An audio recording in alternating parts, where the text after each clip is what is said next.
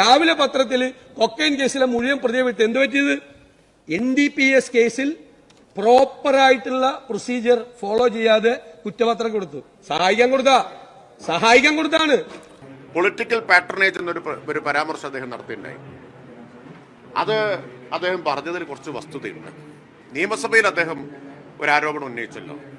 ഒരു കൊക്കൈൻ കേസിൽ, പ്രമുഖ സെലിബ്രിറ്റി ഉൾപ്പെട്ട കൊക്കൈൻ കേസിൽ പ്രതികളെ വെറുതെ വിട്ടത് പൊളിറ്റിക്കൽ പാറ്റർനേജ് ആണ് എന്നത്.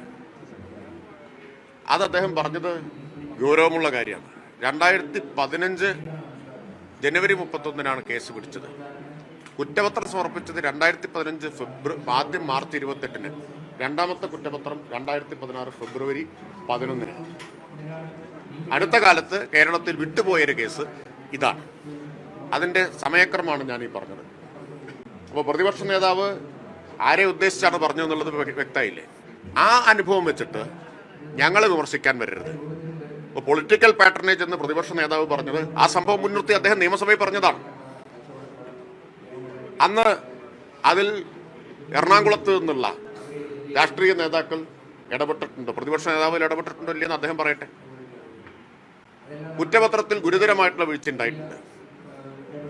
NDPS നിയമത്തിന്റെ വിവിധ വകുപ്പുകൾക്ക് വിരുദ്ധമായിട്ട് കുറ്റപത്രം സമർപ്പിച്ചത് കൊണ്ടാണ് ആ കേസിലെ സെലിബ്രിറ്റി ഉൾപ്പെടെയുള്ള ആളുകൾ രക്ഷപ്പെട്ടത്. അപ്പോ ഇതെല്ലാം ചെയ്തു വെച്ചിട്ട് ഞങ്ങൾക്ക് നേരെ ആരോപണമായിട്ട് വരരുത് എന്ന് പറയാൻ നിർബന്ധിതനാവുകയാണ്. ഇതത് പറയേണ്ട സന്ദർഭമാണോ വെച്ചാൽ അദ്ദേഹം ആ രാഷ്ട്രീയ ആരോപണം ഉന്നയിക്കുന്നതുകൊണ്ടാണ്.